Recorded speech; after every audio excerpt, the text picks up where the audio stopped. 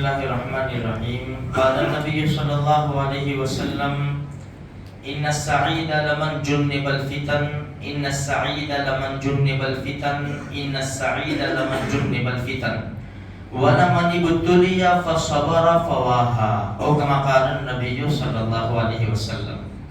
دیکھو زندگی میں اتار چڑھاؤ آتے ہیں.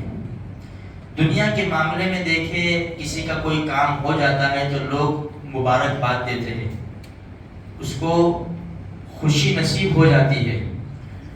یہ دنیا کی جتنی بھی مبارکبادیں اور خوشیاں ہیں نا، وہ کب تک ہے؟ موت تک. موت آئی کہ سارا دنیا کا معاملہ ختم ہو جاتا ہے. رہا آخرت کا مسئلہ. اب آخرت کے مسئلے میں مبارکباد ہم تو نہیں دے سکتے، کیونکہ آخرت کا معاملہ اللہ جانے، اور اللہ پاک نے جو ہمارے نبی کو علم دیا وہ جانے.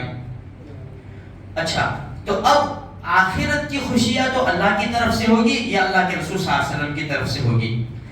جب اللہ اور اس کے رسول کی طرف سے اگر خوشیاں ہیں نا، تو وہ ہمیشہ کی خوشیاں ہیں، ہمیشہ کی، اس کو زوال نہیں ہے. وہ نعمتیں کبھی بھی زائل نہیں ہوگی، وہ خوشیاں کبھی بھی منقطع نہیں ہوگی.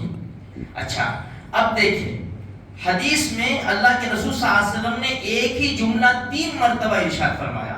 حضرت مقداد ابن اسود رضی اللہ تعالیٰ عنہ راوی ہے، اللہ کے رسول صلی اللہ علیہ وسلم فرماتے ہیں کہ بڑا خوش نصیب ہے وہ آدمی جو فتنوں سے بچا لیا گیا. بڑا خوش نصیب ہے وہ آدمی جو فتنوں سے محفوظ کر لیا گیا.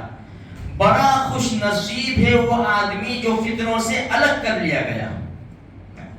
وَلَمَنِ ابْتُلِيَ، لیکن جو ڈال دیا گیا آزمائش میں، فتنوں میں مبتلا کر دیا گیا، آزمائش میں ڈال دیا گیا، فَصَبَرَ، اس نے صبر کیا، فَوَاهَا، اللہ کے رسول صلی اللہ علیہ وسلم فرماتے ہیں کہ اس کے لیے خوشخبری ہے، شاباش ہے، اس کو شاباش ہے. اب یہ حدیث 1400 سال پہلے ہے برابر. دیکھو جب حالات آتے ہیں اور کوئی واقعات بنتے ہیں نا، تو اسی حدیثوں کے الفاظ موتی کی طرح، ڈائمنڈ کی طرح چمکتے ہیں. یہ جو حدیث مبارک ہے نا، یہ سیدھی کہاں چمکتی ہے؟ فلسطین کے مظلوموں کے اوپر. جب ان کو مصیبت آ گئی، مصیبت میں ڈال دیے گئے، اب ان کا صبر دیکھو کتنا زبردست صبر ہے. ہمیشہ میرے بھائیوں دیکھو، اللہ پاک جس کو یعنی ایسا علم، ایسا دین، ایسی قربانی کے جذبے دیتا ہے نا، تو صبر بھی اللہ پاک دے دیتا ہے.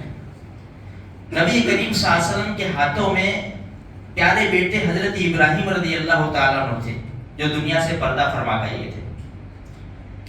ہمارے نبی کی مبارک آنکھوں سے آنسو بہنے لگے. عمر ابن خطاب نے فرمایا رسول اللہ یہ فطری چیز ہے. دیکھو رونا فطری چیز ہے، رونا فطری چیز ہے. رونا تو آئے گا انسان کو، لیکن ہائے واویلا نہ ہو، شکایت نہ ہو. تو میرے بھائیوں، یہ جو حدیث مبارک ہے نا، بڑی زبردست فلسطین کے مظلوموں کے اوپر بیٹھتی ہے کہ ان کے اوپر کیسے حالات، سب کچھ تباہ و برباد ہو گیا، لیکن بس صبر ہے ان کی زبان کے اوپر.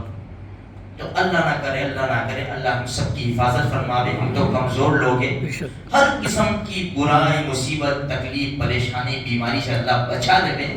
لیکن اگر تقدیر غالب آ گئی اور کبھی حالات آ گئے تو میرے بھائیو اس کے اوپر صبر کرنا ہے.